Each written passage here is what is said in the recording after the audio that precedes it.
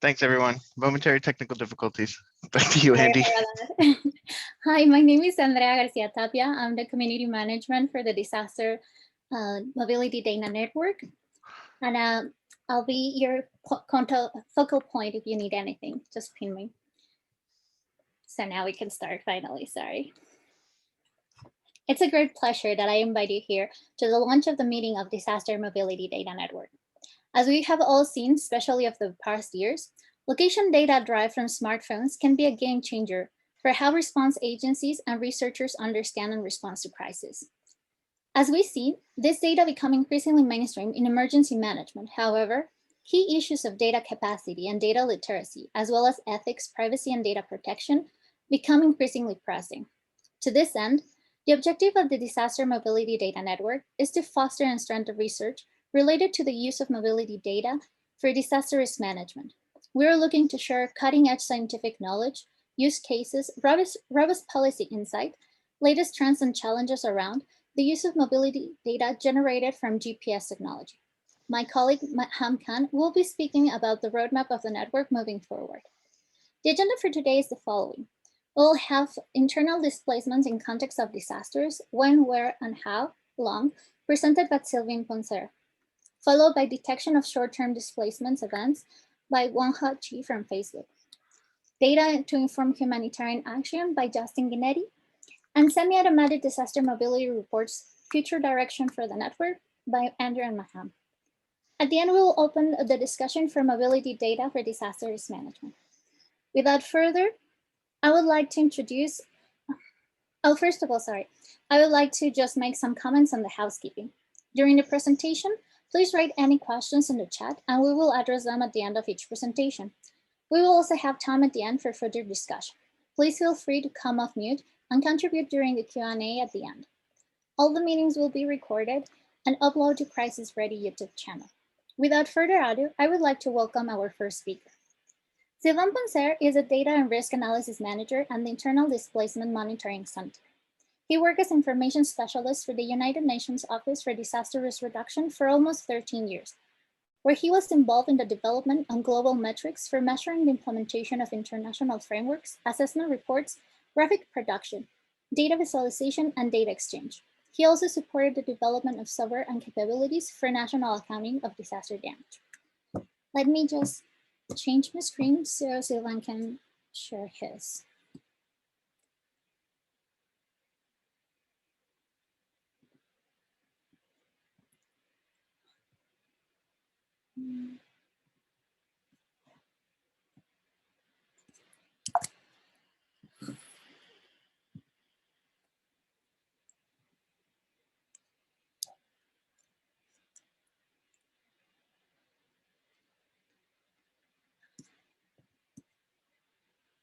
Maybe in the meantime, I can say good afternoon and good morning, everyone. As Andrea said, I'm the Data and Risk Analysis Manager in IDMC, and maybe I will just introduce what we do in the internal Displacement Monitoring Center. We monitor displacement, especially within borders, for conflict and disaster situation. And today I will be pleased to present some, I will set the scene regarding what happened on disasters mobility at the global level. But I'm waiting now to share my screen for the presentation. Yes. Can you try to share? Maybe Andy's will just automatically. No, it's not coming. Say you cannot. I think she should stop to share her screen. Yes, and it's not allowing. It's free. My computer is freezing. Sorry.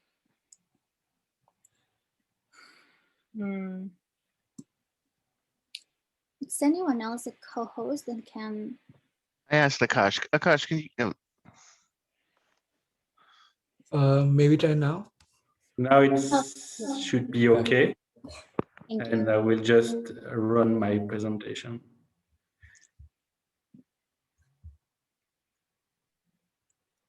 You can see it? Yes, now we can see it. Perfect.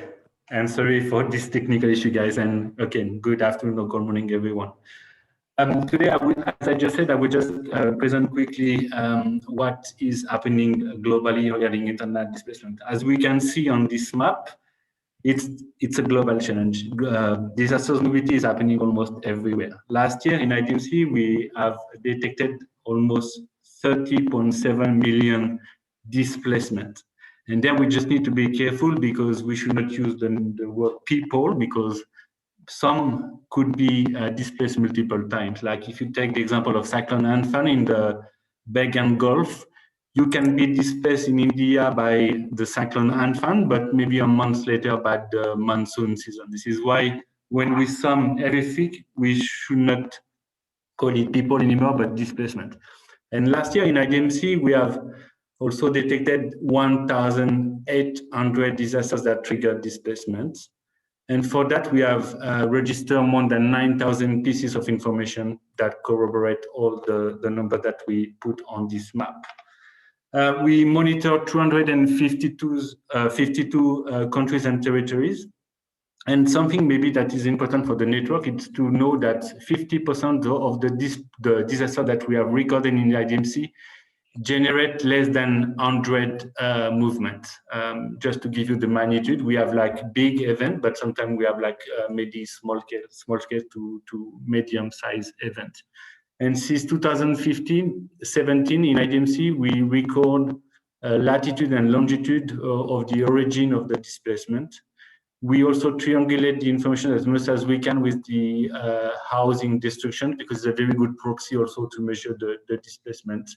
And from the housing destruction, we can also extrapolate what will be the duration of the displacement. But we still have some challenge that remain. This is why we are really counting about this network to help us to fill some gaps. As you can see, regarding the challenges that we have, one of them is the duration of the displacement. Most of the time, we don't know when the people return. We know when they move. Maybe for preemptive evacuation, we know sometimes that they move like 2 days per year an event, but when they go back, most of the time this information remain unknown.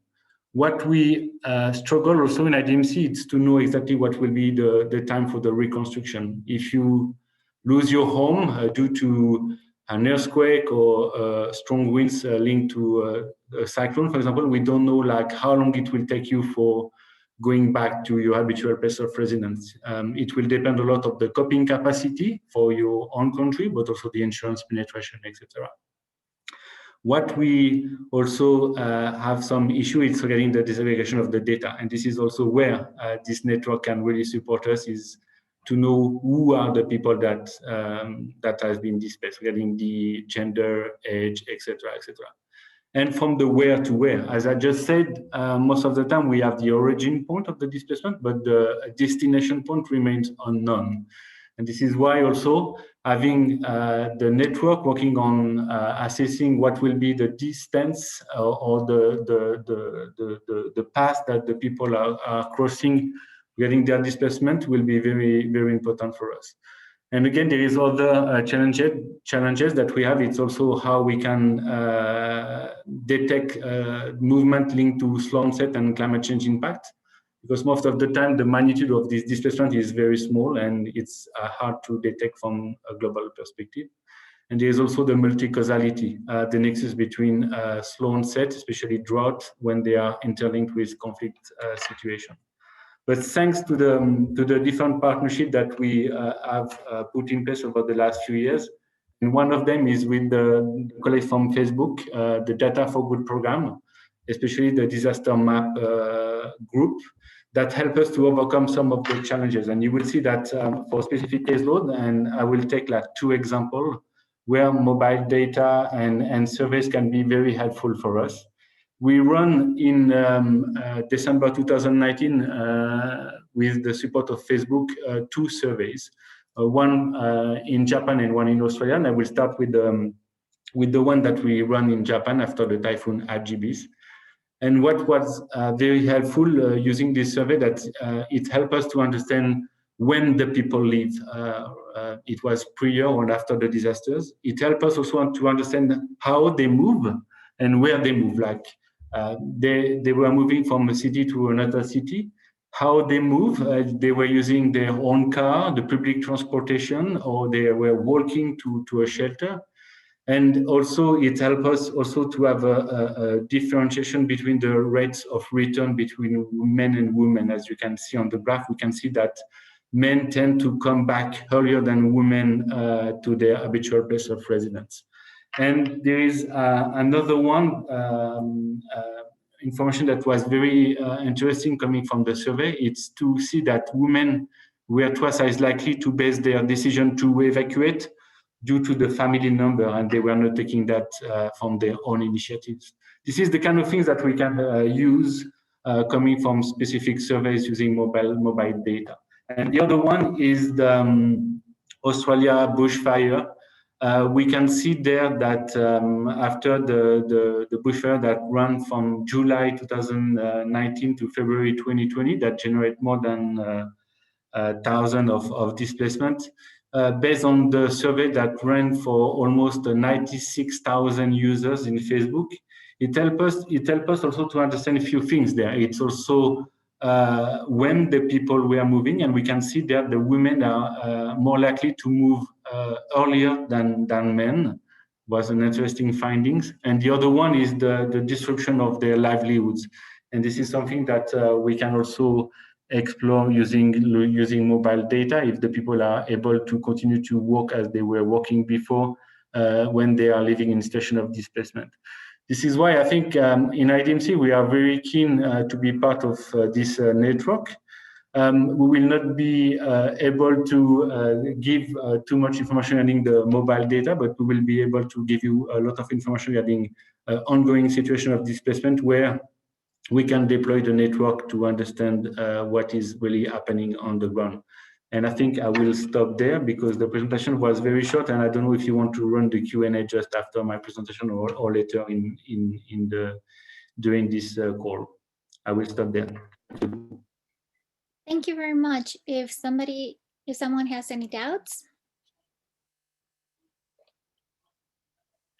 if not, we can save the questions at the end of all the presentations. So now we could follow with a presentation on Wanghua Chi from Facebook.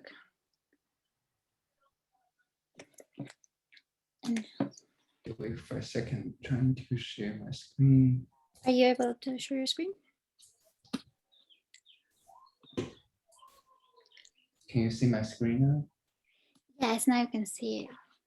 Just wait me for a second.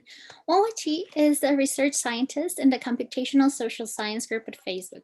He received his PhD in information science at UC Berkeley. His research focused on understanding how new sources of data and machine learning methods can be used to better understand the interaction between social network and migration. His research on ghost cities detection in China has been highlighted by various media outlets such as NPR, Wall Street Journal, and Washington Post, and was selected as the best 2015 by MIT Technology Review. His work on relative wealth index is being used to help the poorest people who were affected by COVID-19. Thank you very much for being here. Thank you. Hi, everyone. My name is Guanghua. I'm a research scientist in the coordinate science team at Facebook. It's still a little bit early in the Western Coast, so I might look sleepy. Apologize for that. Today, I will talk about a new approach to detecting the short-term displacement events. Just a little bit background about the existing methods to detect displacement or migration based on digital trace data, such as cell phone data or geotag trace. They mainly contain two steps. The first step is to find a model location, and that model location would be the home over a period of time, such as a month or a week. And then if a person's home location, the model location changed, then this person will be defined as a migrant or as displaced. The right figure is two examples of the movement trajectories of two people based on cell phone data. This is the work I did when I was a PhD student working with the Professor Joshua Blumenstock at UC Berkeley. So in this figure, each row is one district in Rwanda, and each district, each column is 1 day. And the black bar means this person appears on that day in that district. So just eyeball this two examples, we won't say these two persons are migrants because they move back and forth between multiple districts. But let's see how this existing method, the frequency-based, will say. So for this green boxes, those are the months. Each green box is 1 month, and in each month we will find the model location, which is this orange box. And we see these two people have changed their model location. So the existing methods will define or conclude these two people are migrants. But we see this wrong. So this reveals one main limitation of this existing frequency-based algorithm, which is the model location might not be the home location. And this is not a rare cases. It's quite common in the digital trace data. And besides, because this is monthly based, we don't know on which day this person migrates. So this is another limitation. I know some of you have already used this displacement data shared by the Data for Good team at Facebook. So for those who are not familiar with the data set, the basic idea is to find the home location in about 30 days before the crisis and compare the... Guanghua, sorry to interrupt you. Could you possibly switch to presentation mode so that we can you get the whole screen up? Thank you. Yeah, sorry. Okay. And then we will compare the model location in 14 days after a disaster. So if this location changed, we will see this displayed. This is just like the basic idea, but the detailed algorithm is a little bit more complicated. So you will see besides the limitation of the model location might not be the home location. Another main limitation about this algorithm is the lack of the generated displacement report. We will share this report 2 weeks after disaster. So it's really late, and the NGO or government needs this timely information about displacement to make this effective decision. So we designed a new approach to resolve this issue. It's called short-term displaced or segment-based. It contains 3 main steps. The first step is to identify contiguous segments. Basically means that these people appear in this location for a long period of time, as shown in this red box. We borrowed the idea from a DBSCAN, but this is a temporal clustering instead of a spatial clustering. And I will not go into the details about this algorithm. You can take a look at the paper if you're interested. After we find these segments, we will merge the segments, merge the neighboring segments if they're located in the similar location, like this is the second step. And after we merge these segments, we will remove those overlaps. So if the home segments and the destination segment are in the different location, then this is a migrants, or in our case, this is a displaced. And it's straightforward to find the migration or displacement date. It's just the end of the home segment and the start of this destination segment. I just give you some intuition about this new algorithm. I created this fabricated examples to simulate the Napa fire, which happened in September last year. This is the yellow dashed line is the date of this Napa fire. In the top example, both the traditional example, the frequency-based, and this new approach detect this person as displaced because this person moved from Yuba to Sacramento after the fire. But in the bottom case, only the short-term displaced short-term approach or the segment-based approach will detect this person as displaced, because for the frequency-based, this long-term displaced, it will calculate the model location in 2 weeks after the disaster. And you can see this person spent more than half of the days in this 2 weeks after the disaster, still in the home location. So it will not detect this person as displaced. So you can see this is an improvement of this short-term segment-based algorithm. We will generate this displacement report right after a crisis happened, and this is a short-term. And we take efforts to preserve people's privacy. The data is de-identified and aggregated at the city level, but we also make efforts, work really hard to make sure this data is accessible to our partners, researchers. For those cases where there are fewer than 10 migration events between two cities, we will not share the data. Just a wrap up. So this new approach has 3 improvements. The first one is we don't need to wait for 14 days to generate this displacement report. Second is this new approach is not sensitive to the disaster date because, as mentioned before, the frequency-based algorithm needs to know the disaster date and calculate the model location about 30 days before the disaster. But the segment-based is calculated based on the home segment and destination segment, which is unrelated to the disaster date. The third improvement is about this limitation of model location might not be the home location segment, because segment algorithm can detect multiple home during the same period of time. And if that's the case, we will remove the overlap and we will not detect that one as a home. So now our partners will have 2 data set about displacement. During the first 14 days of disaster, we will use a short-term displacement algorithm to share this displacement report.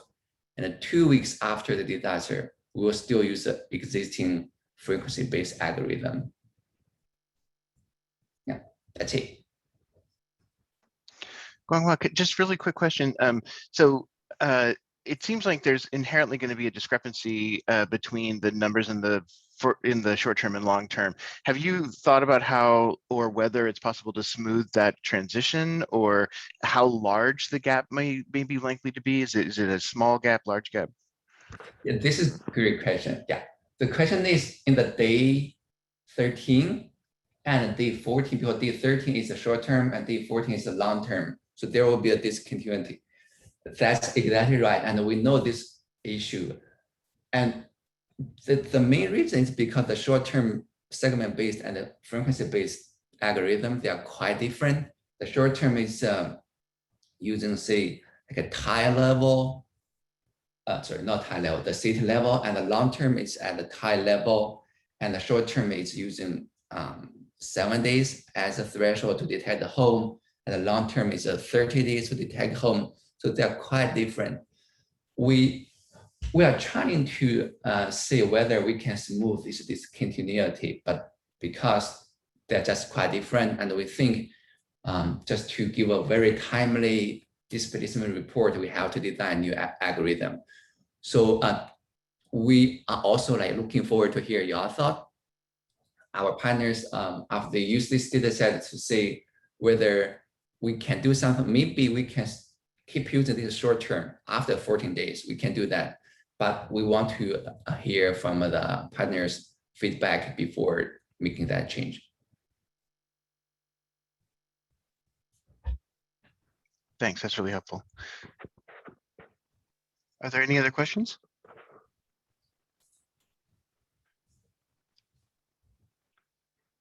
All right, Justin, you're up.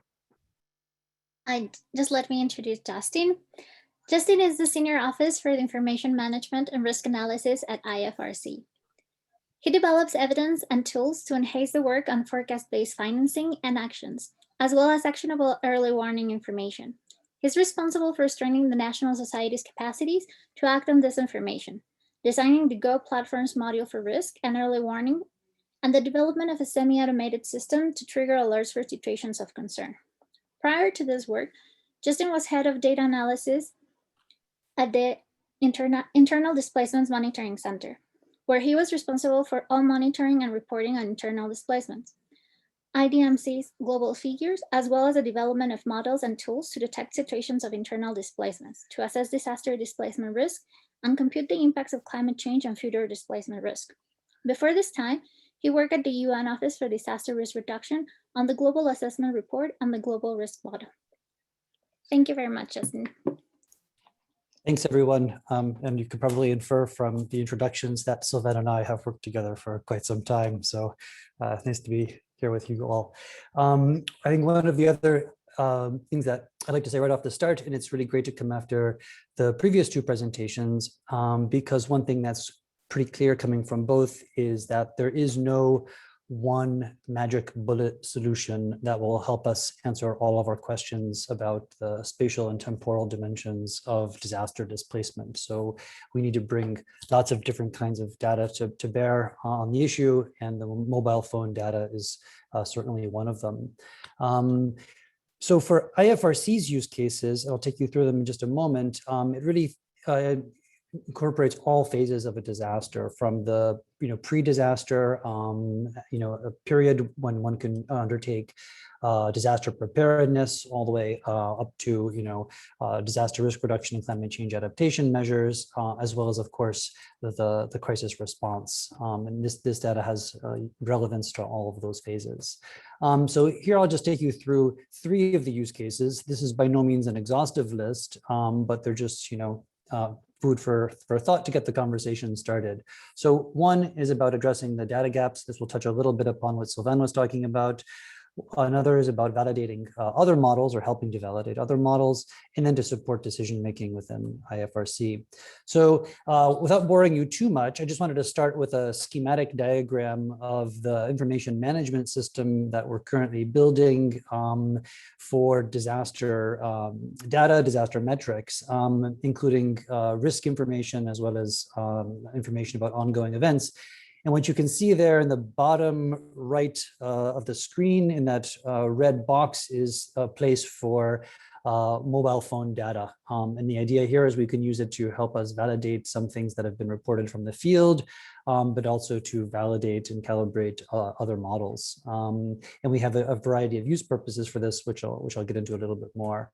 One of which is to help us populate a crisis data bank, which will have 3 kinds of information in it. One is information about hazards, the type of hazard, the location, intensity of hazard, the date of the hazard, as well as information on impacts, so people affected. And here you see the second bullet point there, number of people displaced, as well as a bunch of other indicators.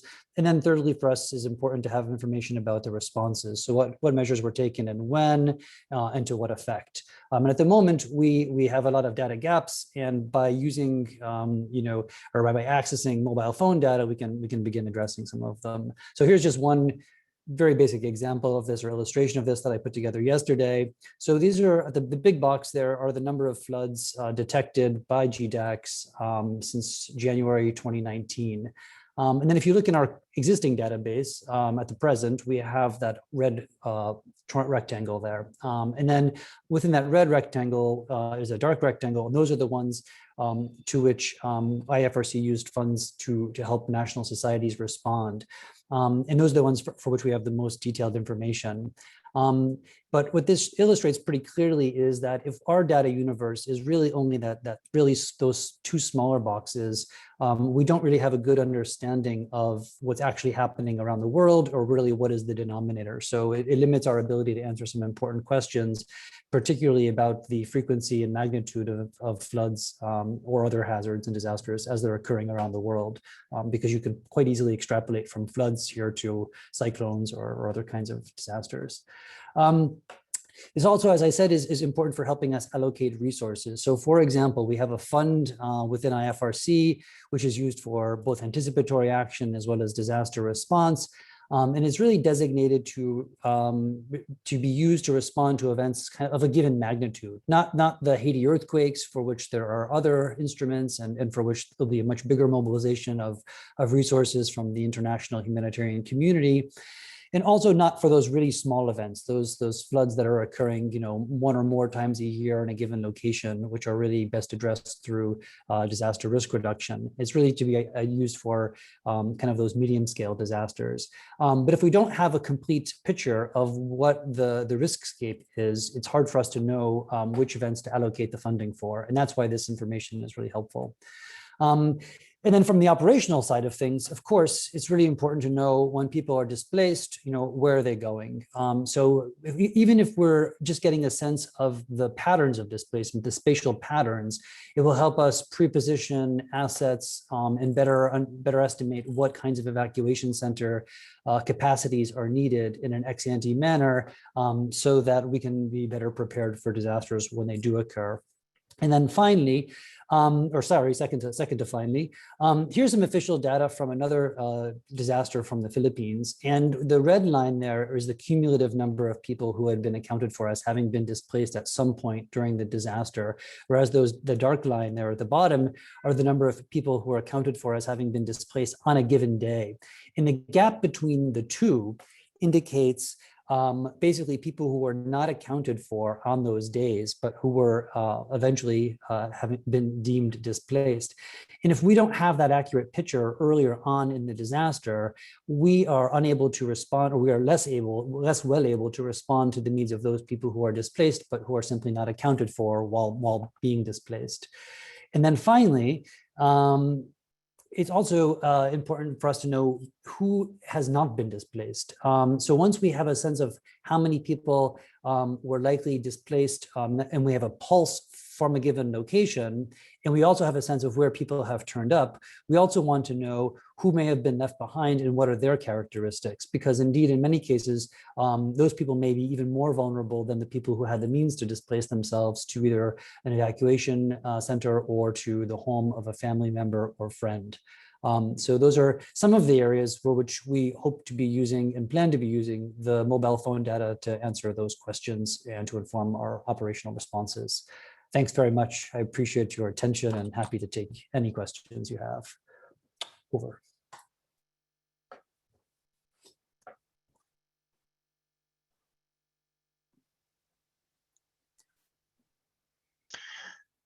Thanks, Justin. We just to note, we had a couple questions come in for Guanghua. I think people are mulling things over and will maybe want to come back around to those in the open discussion period and try to tie some of the themes together from Sylvain, from Guanghua, and from Justin, especially bearing in mind what you were talking about earlier, Justin, about needing to approach this from a kind of multi-perspectival point of view, complex problem. So. Andy, should we go on to the next section really quick? Yes, sure. Let me just introduce you. Dr. Schroeder is a co-founder, along with colleagues at Harvard T.H. Chan School of Public Health, for the COVID-19 Mobility Data Network, a global network of infectious disease experts and public health responders dedicated to real-time digital epidemiological analysis during the COVID-19 pandemic and future health emergencies. He's also the co-founder and board president for the global nonprofit We're Robotics, which builds local capacity in robotics application for humanitarian aid, development, and global health in 30 countries. His work has been published or featured in including Science, The Lancet, The New York Times, The Washington Post, among others. He has worked in consulting and advisory capacity for the United Nations Development Program and the World Food Program. He would be accompanied by Maham Khan. She's a data science consultant at the World Bank, at the Global Facility for Disaster Reduction and Recovery, where she thinks about experimental methods in applied data science for disaster insight and strengthening urban resilience. She works intersectionality across poverty, fragility, and gender to envision a data-informed future for resilient cities. She has a master's degree in applied data science with a focus on urban informatics for the NYU Gallatin School of Individualized Study and a bachelor's degree in experimental psychology and philosophy from the University of Oxford. Now the mic is yours. Thanks, Andy. Just a note too.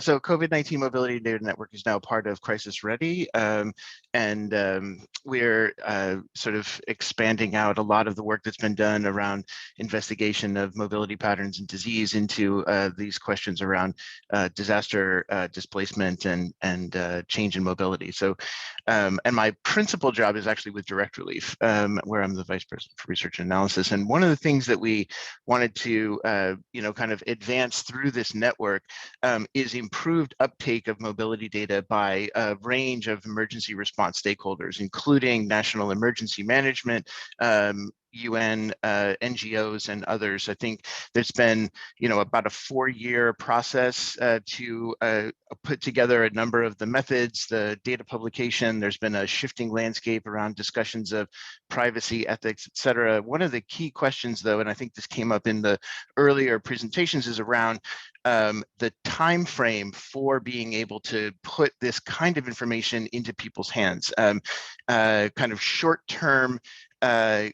use of the data in the first, say, 72 hours has been, I think, a real challenge. So one of the responses that we're initiating through CrisisReady, and we would love feedback on this, this is not yet a published report, but is the idea of putting out a mobility situation report based on the data that we get in from Facebook Data for Good that provides a window on the first, say, 72, maybe 96 hours of an event about the type of change that we can see in population density, in movement, and in the network coverage. So one of the things Facebook publishes is actually a measure of the strength of the network.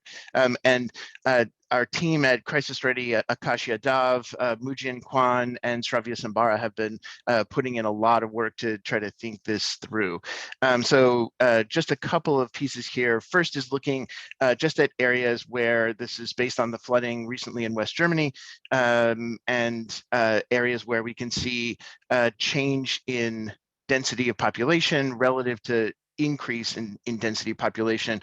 This is separated out so that these questions can be seen as actually distinct categories and not as a scale. So to improve how people are viewing this information, drawing conclusions from it, then looking at, based on those population density changes, where are the inflows and outflows? And we can quickly identify those based on the admin level modal movement data.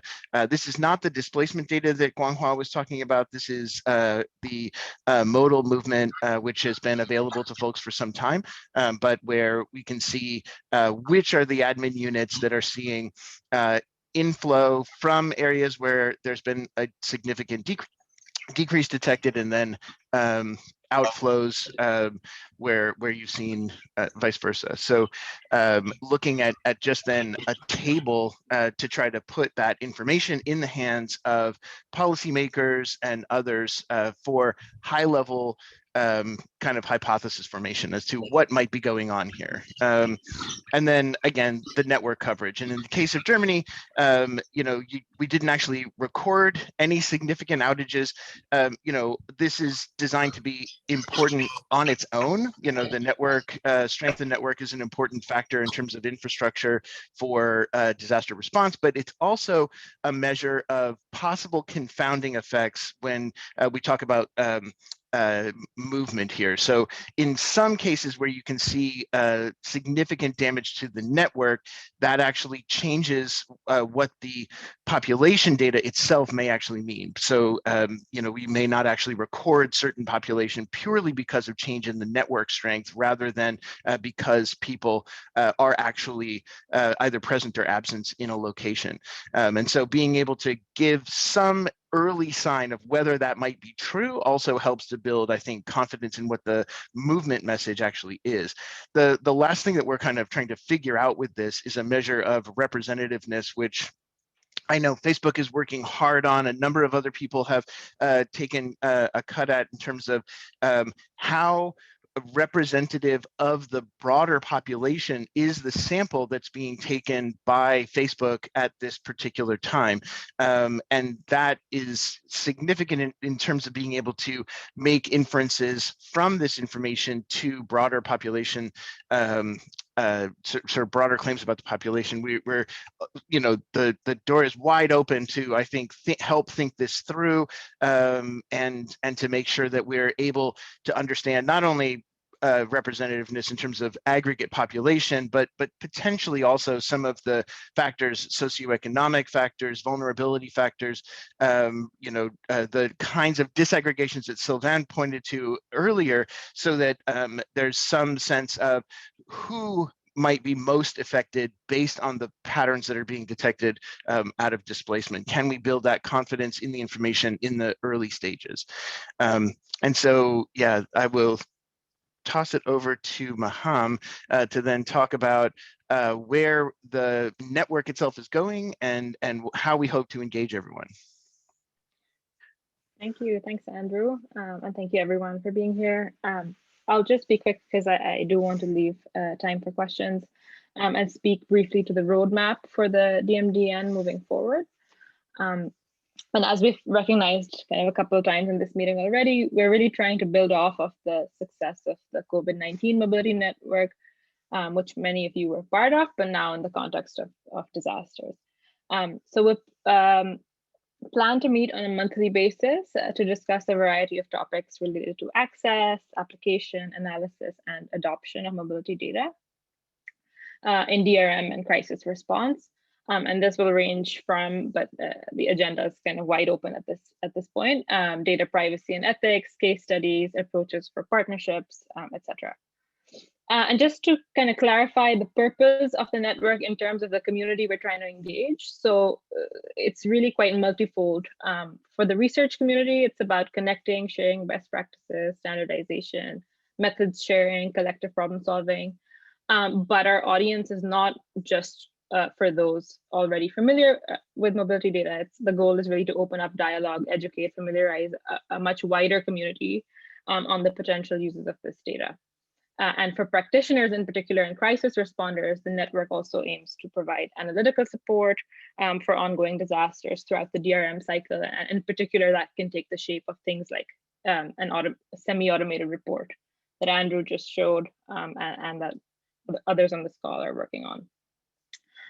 So quickly, I'll just touch on the core activities we'll be engaging in, but you'll doubtless be hearing from us through other channels as well. So we have kind of 4 core activities we aim to engage with. The first is a monthly series of meetings beginning with this launch meeting, and that'll showcase the kind of gamut of applications and challenges for mobility data. The second will be written content. So we aim, following from the meetings as well, to try to capture our discussions in the form of written pieces. It could be blogs, it could be technical guidebooks, sometimes even research papers. And we really hope for participation from the network as we try to write these pieces out and disseminate them through the network and beyond. The third is our Slack channel, through which we kind of hope to create discussion and dialogue when we're not in session and when we're not meeting, a place to advertise events, share challenges, ongoing pieces of work, etc. And we really hope to see all of you there. And then the last is a competition using mobility data. So we're excited about this, but we're just kind of working through what the competition would look like. The goal will be an analytical challenge related to mobility data in disasters using a specific data set. So do watch the space. We'll probably be sharing the details of this in the meeting next month. So thank you for listening. With that, I look forward to being in touch and cede the floor back to Andy. Thank you very much, Maham. Before we open the discussion, we had a couple of questions. I think one is for Andrew, related to, is there any ratio for men to women? I don't think that's for me. Sylvain, you were talking earlier about gender distinctions in displacement, but did you want to elaborate on that at all? That's the only Yes. thing. Yes, I can maybe as you may know, like IDMC is not doing like any primary data collection, but we rely like on information that IOM or as Justin was presenting from Dromic. And sometimes we have disaggregated data regarding men and women, and also from the age disaggregation. But what I was presenting earlier and during the call, it was really the survey that we run through Facebook. And from there, it was a disaggregation between sex, and we discover, and again, this is only for a few case load, that we should not take that as global level as a specific commitment, but we tend to see that women tend to come back later to their habitual place of residence, but they tend also to move earlier before the disasters. This is the kind of thing that we found from the two surveys that we run with Facebook, one in Japan and one in Australia. Thank you very much. Is there a follow-up question related to that? If not, we can jump to the questions then to Wanghua. One is related to establish that 2-week interval. It's a viable on the it's viable one in the term of dynamics of short-term migration. Is there an underlying socioeconomic set of dynamics that support this partition of 2 weeks from a longer post 2 weeks displacement? For this interval, the short-term migration, the threshold I use is 7 days, meaning for a segment, it has to last at least 7 days. And it can be longer. So the minimum is 7 days. But this is arbitrary. We can use like a different threshold. This is we think that 7 days makes sense. It's because after people displaced, maybe people can spend, say, maybe it's 3 days or 4 days, we cannot detect it, but we can tune these parameters based on specific cases. But for this 2 weeks interval, this is from the long term, the frequency-based algorithm. So I didn't design that algorithm. If I understand correctly, the reason we use 2 weeks instead of like a shorter or longer is we don't want and longer because it's already 2 weeks. And for this detailed algorithms, it requires at least half of the nights is the location from this home location is more than multiple kilometers. So if it's only, say, 7 days, it might not be enough to have the high confidence to say this is this place. So that's the reason why we use 2 weeks for this frequency-based algorithm.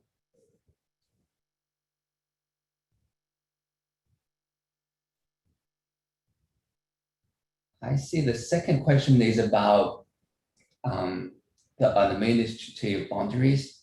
So whether if there's any noise or error, would I expect from people who live near the borders or who travel regularly between borders? So this is a great question.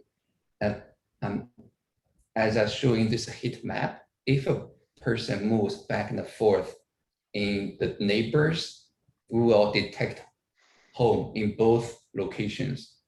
And in the third step of this algorithm, we will remove the overlap. So in this case, we will not detect the home of this person, and we will just ignore these cases.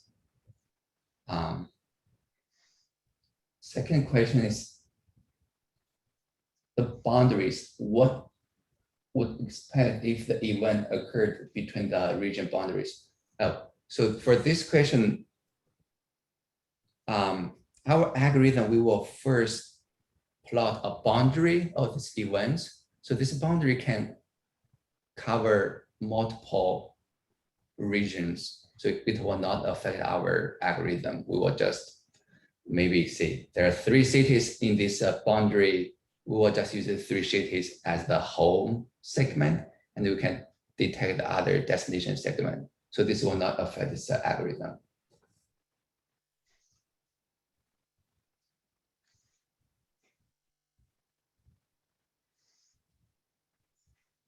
Thank you. Questions? Thank you very much. Guanghua, did you, Jennifer Leaning had a follow-up question down here that the division is somewhat arbitrary for analytical reasons, short and long term, but this DF of short and long term may really vary by kind of disaster, drought or conflict apprehension versus earthquake or flood. This issue needs to be surfaced in the application of the short long-term analysis. So I think around how do we make the division less arbitrary? Yeah, that's a good question. We thought about this issue before. Things like hurricane or something which we can forecast, we can actually report this displacement way earlier than this disaster date. So it kind of depends on a specific disaster. We can tune this. We have several threshold, several parameters in this segment-based algorithm. We can tune it to for specific cases. I think that's my answer. Great, thank you.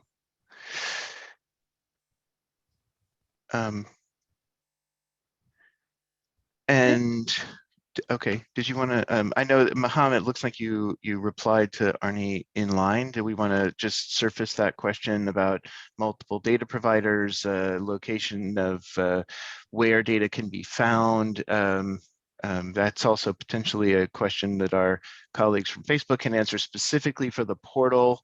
If there are questions about how to create a data agreement. Omari, did you want to quickly take that one for? Sure, I'm going through it. I'm reading through it now. Yeah, I definitely echo this is Omari from the Facebook Data for Good team here. Yeah, I would echo everything that Mohammed said. Yeah, there's plenty of other providers of mobility data sets. We're kind of one in a spectrum of, or a kind of a constellation of providers out there. I'm going back to the question here.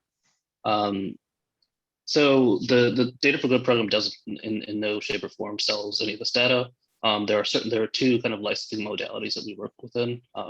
One is that we offer a portion of our data sets completely publicly available. So we have data sets like our population density data, kind of our larger population density data, or data sets like was mentioned, the relative wealth index. Those are publicly available data sets, free and available on kind of public services like the Humanitarian Data Exchange. For some of our other data sets, particularly those that come from our disaster maps programs or our programs focusing on disease prevention, those data sets are only available to researchers and NGOs who sign a data license agreement, which kind of outlines in terms of use of the data and just kind of some of the sharing requirements within those data sets. Essentially, there are protections of some sensitive data sets. So those are kind of the two modalities. There's no selling of data. We're just we attempt to just protect the data. Any sensitive data, we attempt to protect it in the best way possible through these license agreements. I think that, and to access the data, we actually have at least the controlled access data sets. We've set up a data portal where essentially after signing the data license agreement, a user would go into the portal, log in, and they're served the data in either CSV or other geospatial data formats directly through the portal. That's kind of our modality of sharing. Yeah, I hope that answers the question. Thanks, Omari. Just to one other issue, just to, that we're flagging for like ongoing discussion has been that mobility data has been changing a bit in terms of the operating system changes that have been applied by providers like Apple, which have provided an opt-out on location tracking that may have actually changed the sample sizes for advertising tech providers in some significant ways. I think it's not totally known yet what the implications are going to be kind of for the broad, applicability of mobility data for all of the use cases that we're talking about. But it's clearly an issue to keep an eye on, and I think it's one that we'll revisit in kind of future discussions here through the network around sort of changes in the policy environment, particularly changes in the tech environment around operating system level opt-ins, and then how that changes sample size and access to data.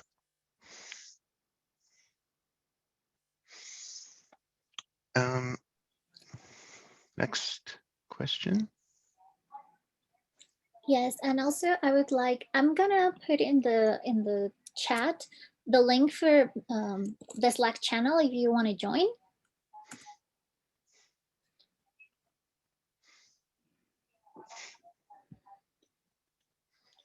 Also, Maham is addressing some of the questions. Maham, do you want to talk about that? No, I was just putting in some software packages, Python packages, and also other addressing the second part of Arnie's question. I hope I've answered it, but happy to elaborate. Does anyone have any other questions addressed to our speakers?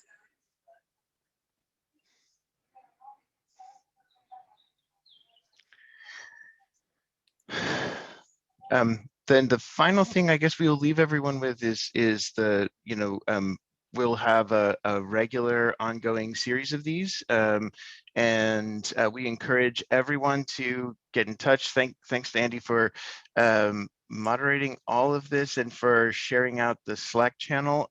This is going to be our principal means of communication in between meetings.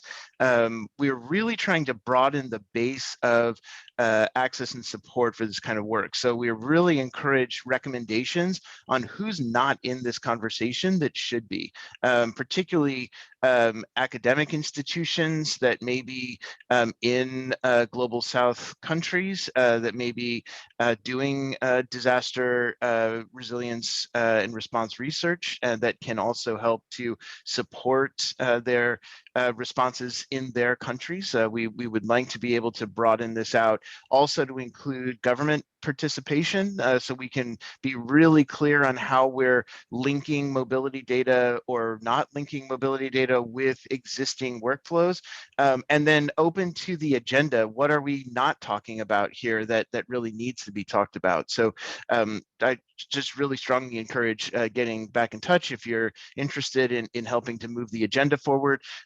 This is going to be pretty agnostic of location, and we'd like to be able to support existing or ongoing response events here as well, so that when emergencies happen, this group can be a forum for helping to encourage participation and support for the analytics that would be required to effectively respond to those crises. And so we can be able to direct traffic and provide resources around analysis where available. So thank you very much. And Andy, did you want to close this out? Yes, thank you very much for everyone for being here. It has been a pleasure to have you in our launch meeting.